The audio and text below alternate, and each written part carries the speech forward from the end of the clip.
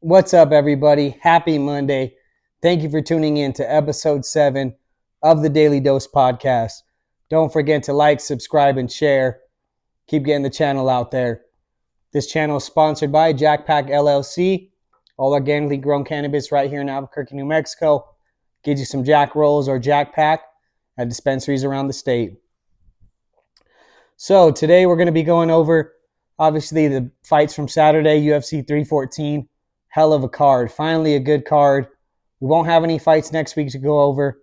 We got a boxing card from this weekend as well to briefly talk about some current topics. Not too much going on this week, being that we don't have a card next week, but let's get into it. UFC 314. Great fights. About time they put a good card on for us.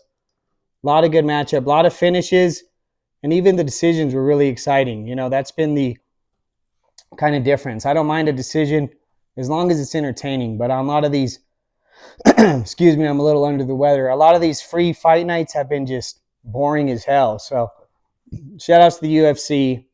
We got first fight I want to talk about was Julian Erosa and Darren Elkins. Now I thought Julian Erosa was going to win the fight. Unanimous decision, just put it on him. But we all know that normally Darren Elkins is super hard to get out of there and super tough. But as in everything, you know, everything must come to an end. He's been through so many wars. He's taken so much damage. He's had these crazy bloody fights every time, and he just can't take it anymore. Every shot from Rosa was hurting him.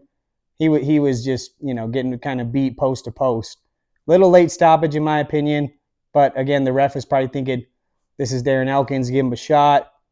But all Julian Erosa, you know, he just passed that with flying colors. Pretty good winning streak going for him. Curious to see kind of who they give him next. He's an exciting fighter, though. Always puts on entertainment. So Chase Hooper and Jim Miller. I did think Jim Miller was going to take it. And, you know, I'm not going to go, oh, Jim Miller's too old or this and that. I mean, yeah, he's getting up there and all that. But Hooper looked good. He looked strong at 55. He's intelligent. He puts his game plan together. But again, that was one of those decisions that was entertaining. It was a great fight. Some good exchanges. You know, shout out to Chase Hooper. Dan Ige and Sean Woodson. I mean, I thought that the first 2 rounds were pretty close, generally speaking. I mean, Ige was getting off some big shots. They were kind of both exchanging. I didn't see Woodson out there his usual pop and stick and move and being as elusive as he usually is, but that could be Dan Ige. Eventually, Ige, you know, dropped him. It was a weird stoppage. You know, it definitely was an early stoppage in that moment. But I felt like how the fight was going, that was kind of the inevitable. Even if it didn't get stopped, on 2 of the 3 judges' scorecards, they had all judges had Dan Ige winning the first 2 rounds. And he definitely was winning the third. So it seemed like either way, nothing was really going to change. Great performance by Dan Ige. That's what you kind of always get from him. Puts on good fights, you know, goes out there. Not necessarily ever going to be a world champion, in my opinion, but definitely puts on exciting fights. Now we go to the main card. Dominic Reyes, Nikia Krylov. I thought Krylov, with his pressure and everything like that, I thought he was going to get a finish. But that was a great punch from Dominic Reyes. I believe it was a straight left and just flatlined him. That was beautiful. Great comeback. You know, all his adversity that he's had. You know, he said mentally it was a lot to get past. Because think about it, a lot of people thought that he beat John Jones. And if he did beat John Jones, he would be known in history as a guy who beat John Jones. He would have got to defend his belt, get those pay-per-view points. So, I mean, I could see why that would mentally affect you a lot. He lost a lot in that, but it's cool to see him back in there. Like he kind of said, he wins one more fight, then get a title shot, you know, right back on top. Be curious to see what happens. John Silva and Bryce Mitchell. Holy smokes. Now, everybody, you know, most people thought either Bryce gets him down and controls him, possibly submits him, or we get one of these crazy knockouts on the feet from John Silva. But I'll tell you what, those fighting nerds are improving. That grappling was amazing. No one expected him to choke Bryce Mitchell unconscious. Super, super dope performance. It'll be interesting. A lot of times when UFC has these people that either fight them or say a lot of controversial stuff, then they get some losses like that. I wouldn't be surprised if they let Bryce go. A lot of people go, oh, no way. But just because of some of the controversial stuff he said. He got a loss. Damn, ninja choked to sleep. Fucking John Silva, fighting nerd, shout out. That was a badass performance. You got Yair Rodriguez versus Patricio Pitbull. Kind of went how I thought. I mean, I really thought that Yair was going to get him out earlier than that, although Yair did great. But I think a lot of that, too, it was hard for him to land in the beginning because Patricio just wasn't doing anything. He was just kind of defensive / just like frozen in the moment. I don't know if the UFC, he finally got his big shot, but that was a pretty flat performance from him. Yair did his thing. He's also had a weird place in the division. You know, I don't know if that necessarily warrants a title shot. So I'll be curious to see what happens next. Paddy the Baddy Pimblett. Now, I thought he was going to get a late round submission, but he just came out there and got right to it. You know, they were kind of feeling each other out, moving around. When he caught that knee, that changed the whole fight. Then he started putting the ground and pound on him. That was a great performance. I think Chandler probably retires. You know what I mean? There's nothing really else in life. He just wanted to compete and see where he was at. Not a bad fighter by any means, but probably isn't going to be a world champion in the UFC. Shout outs to him. He gave a lot of great performances. But if I'm a betting man, there's not really anything that makes sense for him. And shout outs to Paddy. You know, he called out either Charles, Dustin, or Sarukian. Now, I do think, I'm not sure who he gets. It seems like Charles and Ilya are going to fight for Undisputed. The rumor is Ilya is going to be moving up, and then they'll fight for Undisputed. There's also a rumor that Dustin Poirier and Max Holloway are fighting in June in Poirier's hometown for his retirement fight, which kind of shitty in my opinion because he's got to beat the same guy 3 times. I think he will, but you never know, and that would suck to go out with a loss to someone you've already beat. So it is a rumor, kind of pretty much confirmed. I hope it's something else, but if not, we'll see what happens. Just Paddy and a couple of those other people, that 55s division is starting to look really good, so I'll be curious to see the matchups they put together. Same with 45. You know, now you got Volk. Comes back at 37 years old, back-to-back losses. Nobody at 145 or 155 pounds has ever won the title at that age. He comes in there, does work. I mean, Diego Lopez has a chin. He was taking, it was weird, like Volk would get off, then Diego would get off, and they'd end up in this super close range, and Volk would just rip a shot out of nowhere. I mean, he was cracking him, you know, but Diego was doing his thing. At the post-fight press conference, Volk definitely looked like he had a lot of damage. Great fight overall, though. They both did their thing. Overall, great card, UFC Miami. That's what we like to see. And you know what? Going off that on Volk, his post-fight press conference interview in the cage was one of the dopest ones you'll ever see. Adversity as a privilege.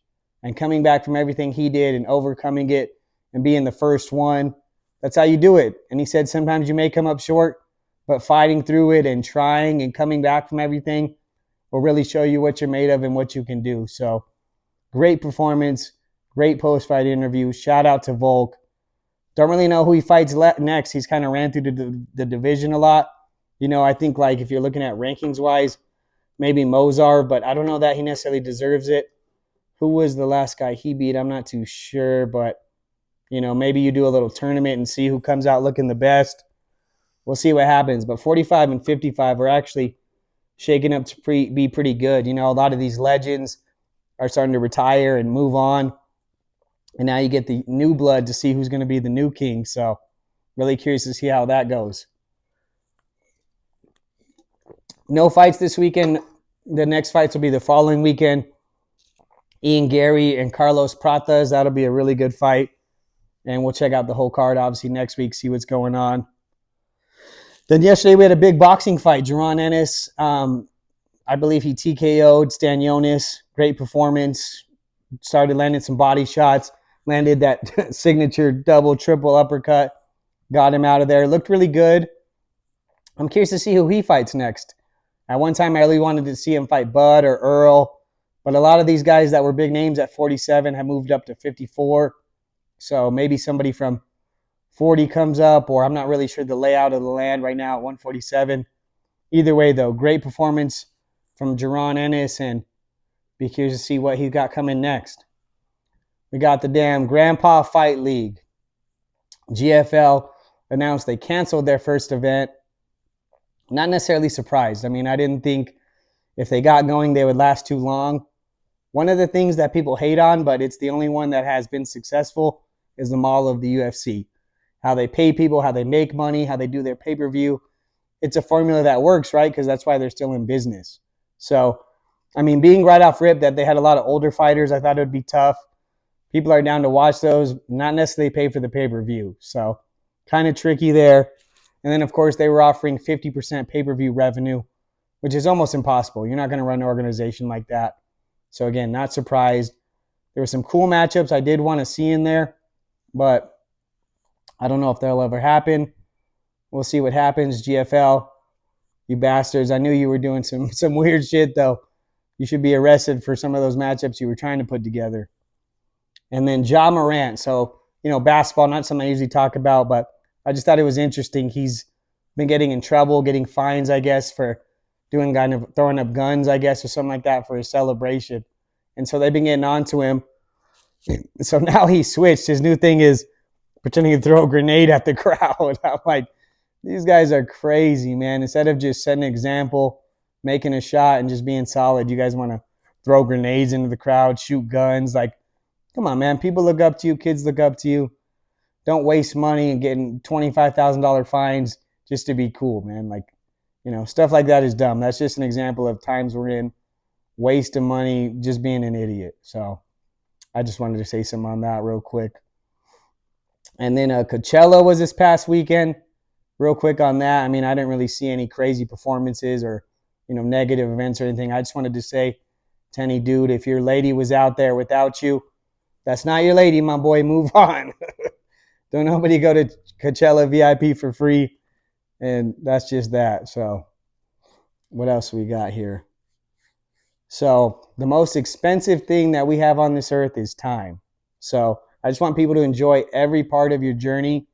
If you're down and out, if you're depressed, if you're broke, the one thing you can look at as a positive is that you have time and you are still on this earth. So you're richer than a lot of people that won't wake up tomorrow, didn't wake up today, but you did. Hold on to that. Now, the message of the week as we start to wrap this up, the message of the week is about communication is a form of respect. If you respect someone, you'll get back to them as soon as you can. So the reason I bring this up, and of course we all have situations or we go through stuff or we kind of, go off into our little thing, that happens. But I see a lot of guys and girls, of course, going both ways where they're waiting for somebody to respond. Someone, every time they do respond, oh, I don't get on here much. Oh, I don't really check this. Oh, I'm bad at that.